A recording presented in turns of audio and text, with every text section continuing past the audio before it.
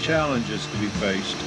Crossing streams again and again, loose rocks, dangerous, tricky footing, and always the numbing presence of the icy water.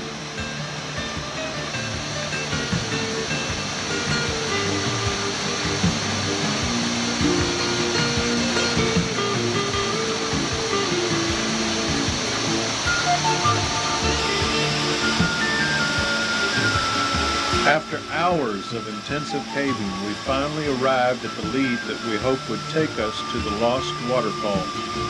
A little climb, and then we almost turned submarine.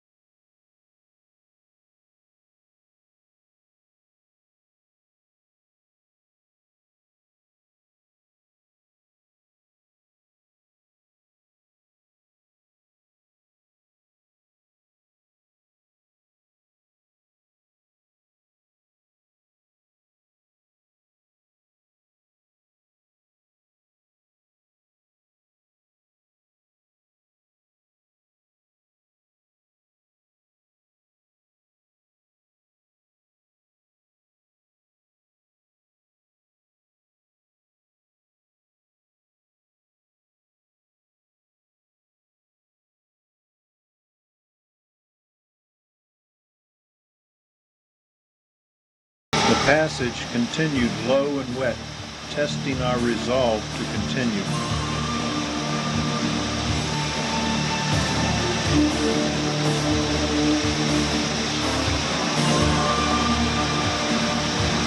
The potential for this cave to flood to the ceiling was ever present in our minds. Chris said later that all it would take was a cow peeing in the creek outside to drown us all.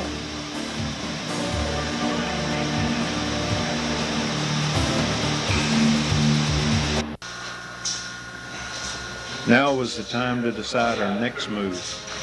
Did we continue to push Virgin Passage or exit the cave? What do you think?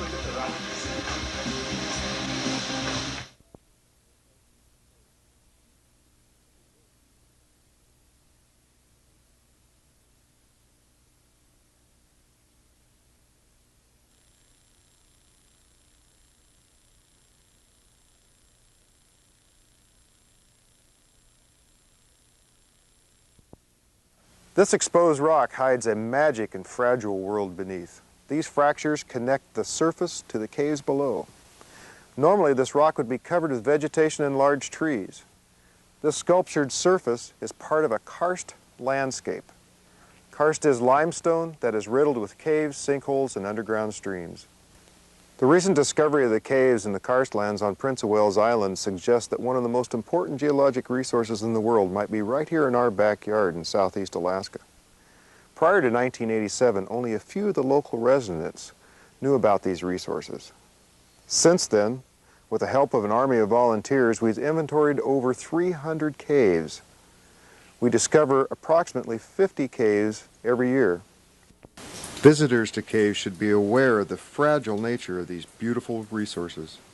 Flowstone and soda straws that took hundreds of years to form can be ruined in a careless moment.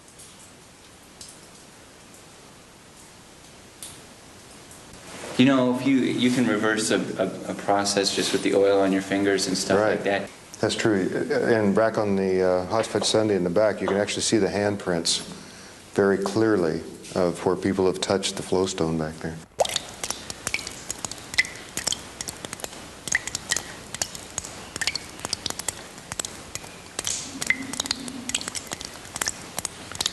These caves are a blueprint of history.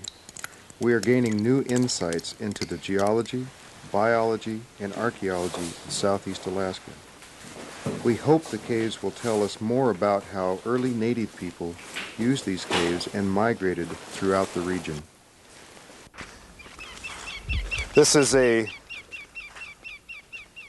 peat and sedge-dominated system, and the sphagnum moss within this system generates high acidity. These are 3 different species of sphagnum moss. They grow in a mosaic across this wetland, some closer and some farther away from the bog ponds. Each one grows with a different pH value. And the waters that issue from these systems run off, and wherever they come in contact with the limestone, vertical shafts and cave systems develop.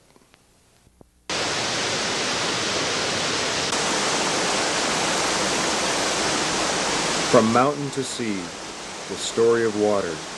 That is the story of the Karstland.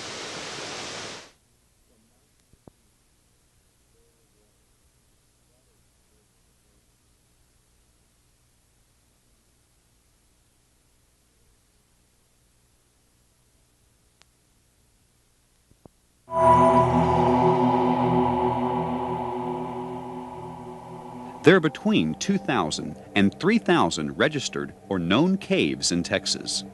Most of them are located in the porous limestone that lies beneath the hills of central Texas.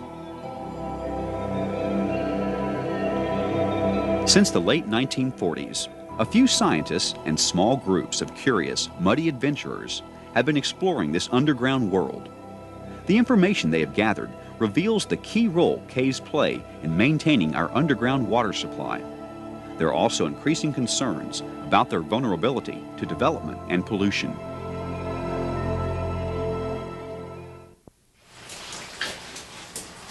Caves really aren't filters so much. They're more like storm sewers, natural storm sewers. And so if we dump trash in them, as some people have done, and let pesticides or other chemicals run off the landscape into caves, it goes right through the cave system and out at a spring or into the local aquifer. If people are drinking out of that aquifer, they're going to drink what flowed off the land through the caves. Obviously we've got a problem here. This is a dump ground in a sinkhole or a cave entrance, and it's just full of refrigerators, old beds, washing machines. This has been going on for decades apparently, and this is the kind of stuff that gets dumped into cave entrances all too often. This is a good example of what people have done and probably still are doing in karst areas with caves and sinkholes. Are dumping this kind of toxic material in or near sinkholes, and it's going to feed into the groundwater system. Becomes what we drink.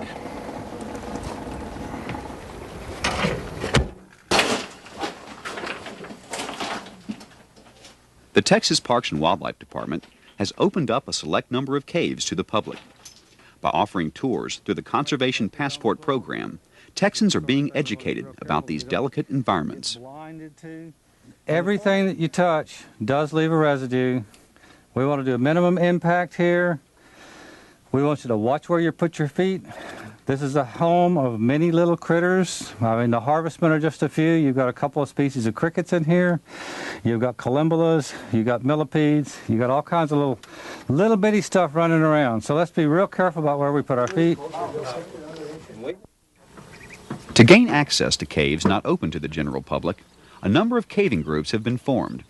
Terry Holsinger, an avid caver or spelunker, is a member of the Texas Speleological Association, whose members are here for more than just recreation. What we're doing out here is we contracted a few years ago to come out and resurvey the cave with for the landowner. It had been a few years since anything had been done out here. A new group of people was interested.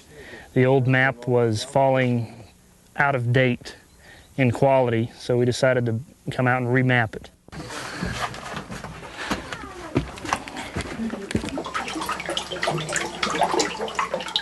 We've mapped 7 kilometers of stream passage in the cave, and we know that there's at least another 2 kilometers simply from going end to end.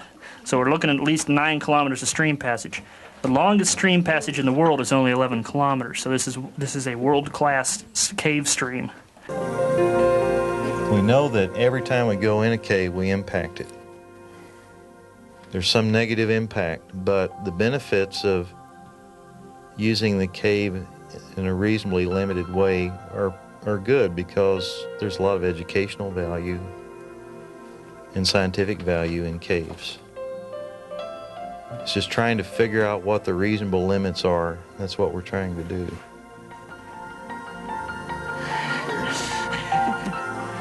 The importance of caves remains, for the most part, hidden from the general population. Hopefully, through education and the efforts of a handful of dedicated spelunkers, more people will begin to realize the role caves play in our environment and work to protect them, both above and below the surface.